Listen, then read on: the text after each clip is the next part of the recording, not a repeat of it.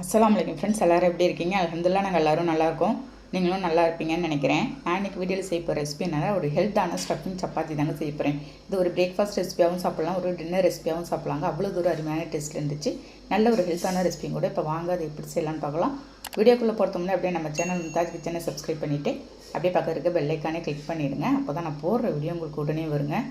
First இப்போ அதுக்கு ஒரு மிக்சிங் பவுலில் ஒரு 2 கப்பு நான் கோதுமை மாவு சேர்த்துட்றேன். அதுக்கு தகுந்த கொஞ்சமாக தூள் உப்பு நம்ம சேர்த்துடலாங்க.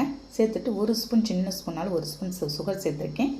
நம்ம சர்க்கரை சேர்த்து செய்யும்போது உங்களுக்கு அப்படியே வெறுமனே கூட சாப்பிட்டுடலாங்க. நமக்கு எந்த ஒரு தொட்டுக்குமே தேவையில்லை. அதுக்கு இப்போ கொஞ்சம் கொஞ்சமாக தண்ணி ஊற்றி மாவு ஒரு திக்கான கன்சிஸ்டன்சிக்கு மாவு ஒரு சப்பாத்தி மாவு பதத்துக்கு நான் பிணைஞ்சி வச்சுட்டு போகிறேன். அப்படியே மாவு லூஸ் ஆக்கிடாதீங்க, கொஞ்சம் திட்டமாகவே இருக்கட்டும். ஓகே, இந்த மாதிரி நம்ம கன்சிஸ்டன்சிக்கு பிணைஞ்சிட்டு மாவு ஒரு 10 நிமிஷம் அப்படியே இருக்கட்டும். நெக்ஸ்ட்டு ஃப்ரெஷ்ஷாக அப்படியே மரத்துலேருந்து இப்போ தாங்க பிரிச்சுட்டு வரும் பப்பாளிக்காய். அதை கழுவிட்டு எல்லாத்தையும் க்ளீன் பண்ணி எடுத்து வச்சுருக்கேன். வச்சுட்டு ஓரத்தெல்லாம் நம்ம கட் பண்ணிவிட்டு தோலை எல்லாத்தையுமே ரிமூவ் பண்ணி எடுத்துடலாம். பாருங்கள், தோலை எல்லாத்தையும் நான் ரிமூவ் பண்ணி எடுத்துட்றேன். இந்த பப்பாளிக்காயில் அவ்வளோ ஒரு சத்துக்கள் இருக்குதுங்க. விட்டமின் ஏ இருக்குது. நமக்கு கண் பார்வையும் நல்லா தெரியும். உங்களுக்கு எதிர்ப்பு சக்தியும் அதிகம் கொடுக்குங்க. இது எல்லாத்தையும் கட் பண்ணிவிட்டு 2ஆக கட் பண்ணிக்கிறேங்க. அது உள்ளே இருக்க கொட்டை எல்லாத்தையும் நம்ம ரிமூவ் பண்ணி எடுத்துடலாம். ரொம்பவும் காயாக இல்லாத செங்காயாக தாங்க இருக்குது. உள்ளே இருக்க கொட்டை எல்லாத்தையும் நான் ரிமூவ் பண்ணி எடுத்துகிட்டு இப்போ ஒரு கேரட் சீவரை கட்டையில் வச்சு எல்லாத்தையும் நான் சீவி மெல்லிஸாக எடுத்துகிட்டு போகிறேன். பாருங்கள், இந்த மாதிரி மெல்லிஸாக நல்லா எல்லாத்தையும் சீவி எடுத்துடலாம். இது அப்படியே இருக்கட்டும். அதுக்குள்ளே நான் 1 கப்பு நான் சின்ன வெங்காயம் எல்லாத்தையும் உரித்து வச்சுருக்கேங்க. அது எல்லாத்தையும் நறுக்கிடலாம். நம்ம 1 கப்பு அளவுக்கு வந்துச்சு. அது அப்படியே இருக்கட்டும். அதுக்குள்ளே ஸ்டவ்வில் வானல் வச்சு நான் ஒரு 50 கிராம் இருக்காங்க. நான் கடலெண்ணெய் ஊற்றிருக்கேன். நம்ம நறுக்கி வச்சிருந்து சின்ன வெங்காயத்தை போட்டு ஒரு லைட்டாக ஒரு 2 நிமிஷம் நம்ம வதக்கிடலாம். பாருங்கள், ரொம்ப வதங்க வேணாம், ஒரு 2 நிமிஷம் வதங்கினா போதும். நெக்ஸ்ட்டு ஒரு அதுலேயே ஒரு 3 பச்சை மிளகாய் நம்ம நறுக்கி போட்டுடலாம். பச்சை மிளகாய் போட்டு நான் இப்போ திருவி வச்சுருந்தேன் இந்த பப்பாளி காய் போட்டு மல்லி புதினா கொஞ்சமாக போட்டுடலாம். போட்டுட்டு ஒரு சின்ன ஸ்பூனால் ஒரு 1/2 ஸ்பூன் தாங்க இருக்கும் தனி மிளகாத்தூள் போட்டிருக்கேன். காரத்துக்கோசரம் கொஞ்சமாக உப்பு போட்டுக்கலாம். இதுலேயே ஒரு 1/2 லெமன் புளிஞ்சு ஊற்றிருக்கேன். உங்கள் அந்த கிளிப்பு தவறி போச்சு ஃப்ரெண்ட்ஸ், சாரி ஃப்ரெண்ட்ஸ். நான் லெமன் போட்டிருக்கேன். உங்கள்கிட்ட வினிகர் இருந்தாலும் போட்டுக்கலாம், இல்லாட்டி சோயா சாஸ் இருந்தாலும் ஒரு ஸ்பூன் எடுத்து ஊற்றிடலாங்க. அதில் பாருங்கள், எல்லாத்தையும் நம்ம தண்ணிலாம் ஊற்றி எதுவுமே வேக வைக்க தேவையில்லை. அந்த எண்ணெயிலே நமக்கு இந்த பப்பாயா வெந்துடும். நெக்ஸ்ட்டு அதிலே ஃபைனலாக ஒரு 4 முட்டையை உடச்சி ஊற்றிக்க போகிறேங்க. 4 முட்டையை உடச்சி ஊற்றிட்டு லைட்டாக எல்லாத்தையும் மேலே அப்படியே தள்ளி விட்டுடுறேன். போட்டுட்டு அப்படியே மூடி வச்சிடலாம். நம்ம ஒரு 2 நிமிஷத்தில் அது நல்லா வெந்து வரட்டும். அதுக்குள்ளே திரும்ப நல்லா எல்லாத்தையும் மிக்ஸ் பண்ணி விட்டுடலாம். பாருங்கள், இது அப்படியே இருக்கட்டும். நான் மூடி வச்சுருங்க. ஒரு 2 நிமிஷம் கழிச்சு தான் நான் பார்க்க போகிறேன். பாருங்கள், நல்லா உங்களுக்கு வெந்து வந்திருக்கும். திரும்ப எல்லாத்தையும் நல்லா நான் மிக்ஸ் பண்ணி விட்டுறேன். ஸ்டஃபிங் அவ்வளோதாங்க. இந்த ஸ்டஃபிங் எக்கெலாம் நம்ம சேர்த்து செஞ்சுருக்கிறதுனால குழந்தைங்களும் நல்லா எல்லாத்தையும் விரும்பி சாப்பிட்ருவாங்க. பாருங்கள், மிக்ஸ் பண்ணிவிட்டு நமக்கு ஸ்டஃபிங் ரெடி ஆகிடுச்சு. அப்படியே இருக்கட்டும் ஸ்டஃபிங்கு. அதுக்குள்ளே மாவு நமக்கு ரெடியாக இருக்குங்க. நல்லா சாஃப்டாக இருக்கும் மாவு எடுத்து நான் எல்லாத்தையும் ஒரு பால்ஸ் போட்டு வச்சுக்க போகிறேன். ஒரு மீடியம் சைஸில் நான் ஒரு 2 கப்பு மாவு போட்டிருக்கேங்க. அதுக்கு ஒரு 9 உருண்டை வந்துச்சு நமக்கு.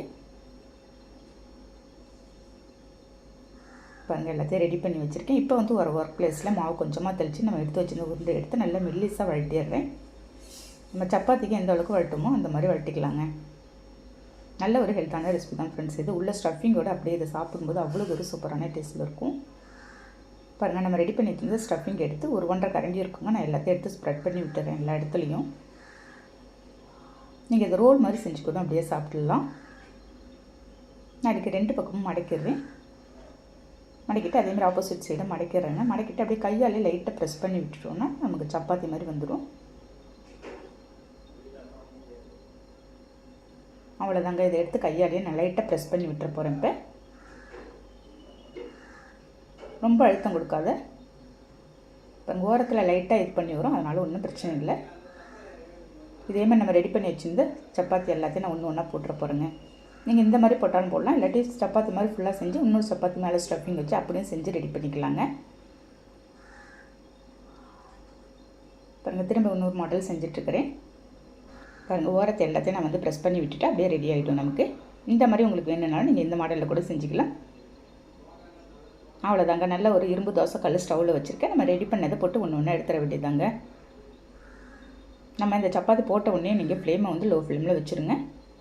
பாருங்கள், எல்லா பக்கமும் திருப்பி போட்டு கொஞ்சமாக ஒரு ஸ்பூன் எண்ணெய் நான் இப்போ சுற்றி ஊற்றிக்க போகிறேன்.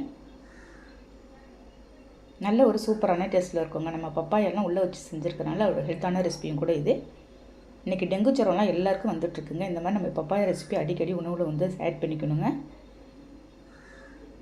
பாருங்கள் சுற்றி எல்லாத்தையும் நான் வந்து ஓரத்துலேயும் நல்லா வேக வச்சு எடுத்துறேன்.